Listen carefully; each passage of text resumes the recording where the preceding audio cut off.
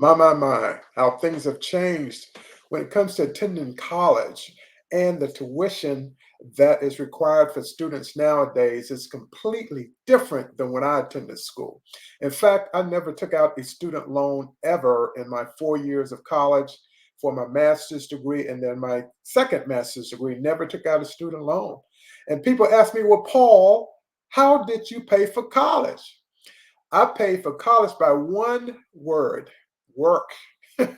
I worked the entire 4 years of college.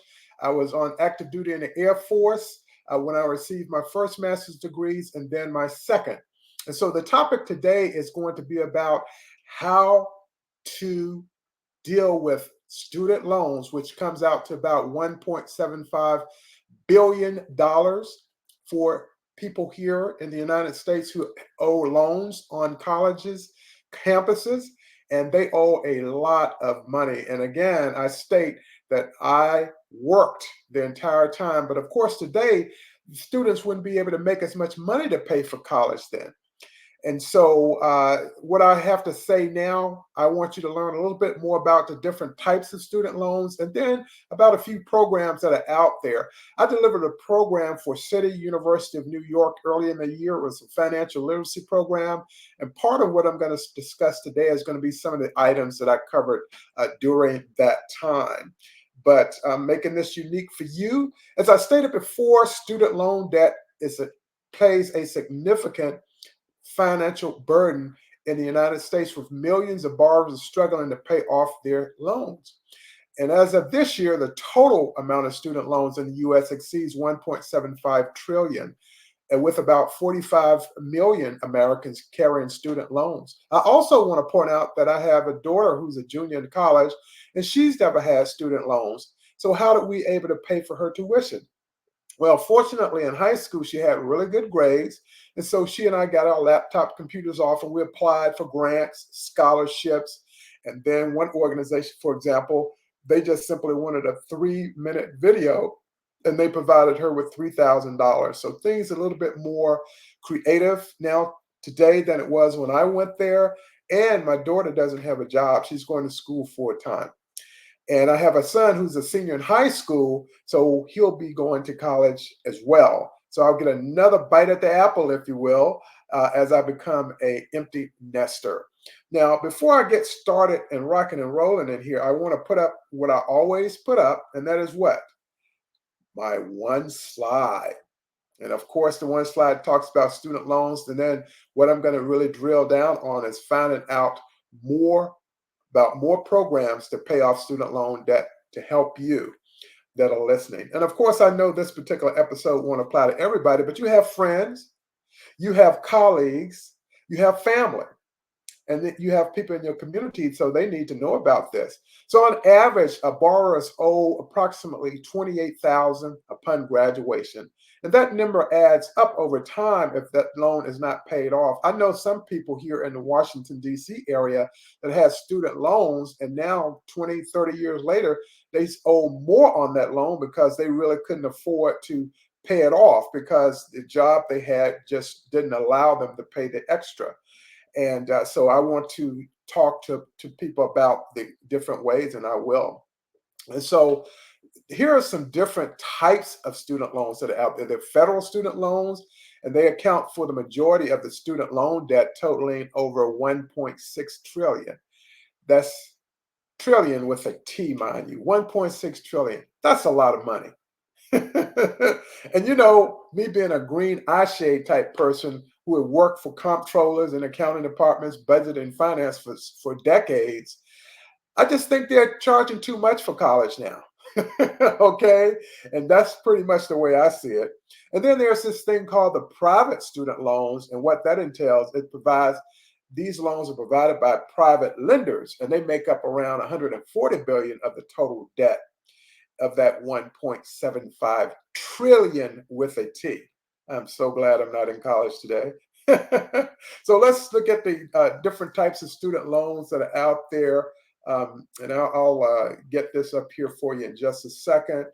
They have the federal student loan. They're direct subsidized loans. They're need-based loans for undergraduate where the government pays the interest while the student is in school. it just delays the process, okay? And they sometimes want the parents to get these loans. But I told my daughter, well, I can't, I'm at the age now, I can't get any loans like the school. I'm not attending now. If you want that, you're going to have to get your job, just like I did. And then there's the direct unsubsidized loan. They're available to undergraduate and professional students, and the interest accumulates during school and is added to the loan balance if not paid. See, that's double dipping, people. That's double dipping. 40 hours of accounting. I'm telling you, that's double dipping. And then there's this direct plus loans, and they're available to graduate students or parents, hint, hint, of parents of dependent undergraduate students. And these loans often have higher interest rates. Yeah, they're trying to nail the parents again. And then there's this direct consolidation loans, and that allows borrowers to combine multiple federal loans into a single loan with one monthly payment.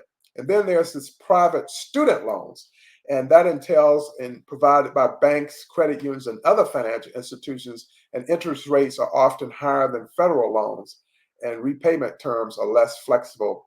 And these loans generally require a credit check and may need a co-signer. They're putting it to them. So in other words, if a student graduates from college, they're really going to have a tough time starting out. So because students getting out of college really don't earn a whole lot of money. I'm gonna take this down for a little while, this slide down for a little while so you can see my face. So you can see those expressions on my face when I say they want parents to get loans. No, they don't. They don't want me to get any loans. But it's a fact of life, I guess, for the people who are out there. And for my children, it's just going to be an aspect of you need to do good in high school, and we need to come up with something creative. So let's talk about, and this is what I talked about with students at CUNY, at City University of New York. There are several repayment and forgiveness programs. They're designed to help students and parents manage or eliminate their student loan debt. And the programs vary based on the type of loan and employment and financial need. I'm not going to go over all of them. I'll just go over some just to give you an idea of what is available and how you can at least think about ways in which you can help your children or grandchildren or children in the community pay the loans back. So there's something called the Income Driven Repayment, or IDR plan. And these are federal programs that allow borrowers to tie their monthly payments to their income, making payments more manageable. It's income-based repayment. Payments are capped uh, at 10 to 15% of discretionary income, with loan forgiveness with 20 after 20 or 25 years. Woo-hoo, that's a lifetime, people. Then pay as you earn, what's called PAYE, pay as you earn. It limits payments to 10% of discretionary income with loan forgiveness after 20 years. So, for example, if someone is earning, let's say, $30,000 or $40,000 a year, then they would pay maybe $3,000 or $4,000. If the 100,000, then they would end up paying $10,000 per year up and after forgiveness after 20 years.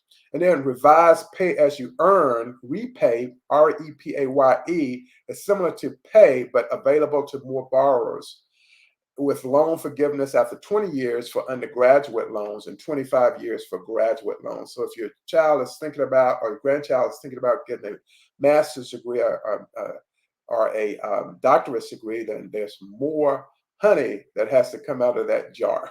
And then there's the income contingent repayment, ICR.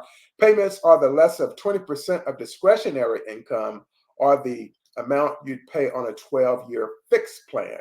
So one way or the other, Uncle Sugar, which we call the government, you're going to have to pay that money back, or there's going to be some forgiveness. And then there's a public service loan forgiveness, the PSLF. And the program forgives the remaining balance on direct loans after 120 qualified monthly payments while working full-time for a qualifying employer, such as a government organization, whether it be federal, state, local, or tribal, and then nonprofit organizations with the 501c3 designation, and then public school teachers, firefighters, or other public service roles.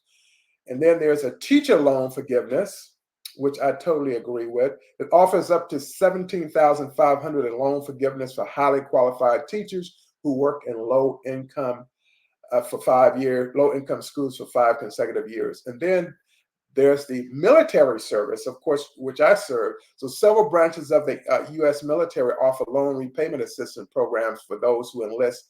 For example, Army Student Loan Repayment Program, called SLRP. The Army repays up to 33% of the principal balance of 1,500, whichever is greater. And they do this annually for 3 years, totaling up to 65,000 in repayment. Now that's pretty good. That's not bad. Then there's the Navy and the Air Force Loan Repayment Program that's similar to the Army's program, but with varying limits based on the role and branches. So now I'm going to go back and flip over to my handy dandy slide really quick, and I'm going to be wrapping it up soon. So just really take some notes. Okay, so what do we have next? We have employer-based student loan repayment assistance. So many companies are now offering student loan repayment assistance as part of their benefits package. Some well-known employers include PricewaterhouseCoopers, who I used to work with when I worked in private industry. Not for them, but with them. They offer up to $1,200 annually towards student loan repayment. PricewaterhouseCoopers, you got to do a little bit better than that. Then Fidelity Investments, they provide up to $10,000 towards student loan repayment. Now that's pretty good. Then Google, employees receive up to $2,500 annually to pay down student loans. They can do better too. Aetna offers $2,000 annually for up to 5 years for student loan repayment. That's not bad. And so I'm going to give you just a few other examples. For example, they have the AmeriCorps. The participants in AmeriCorps may qualify for an education award up to $6,495 for full-time service that can be used to repay student loans. That's pretty good. Peace Corps volunteers may qualify for deferment on federal loans and are eligible for PSLF. Additionally, they receive readjustment allowances that is applied towards them. And then federal student aid, the government agency provides a comprehensive resource for understanding student loan options, repayment plans, and forgiveness plans. So there are some that are out there. So in conclusion, what I want to say is that student loan debt is a significant financial concern in the U.S., but various repayment plans, forgiveness programs, and employer-based assistance can provide relief. It's crucial to understand the terms of your loans to explore all available options to manage and pay off debt effectively. And so if you work for the federal government, the military, you're going to get a little bit more off. But the aspect of student loan forgiveness in totality, I think that's really going away. Some of that has happened this year, but for the most part, I think it's going to be programs that will not be going forward in the future, because a lot of people are looking at the fact that, well, they're saying, well, I paid for my student loans. I paid for my college tuition, and so it's a little bit dodgy right now. But we have to ask ourselves the question: how does the generation of tomorrow, how do they get a college degree if they can't afford it? I mean, that's really an issue, and you can't blame it on the parents. They can't force anyone to pay them more money.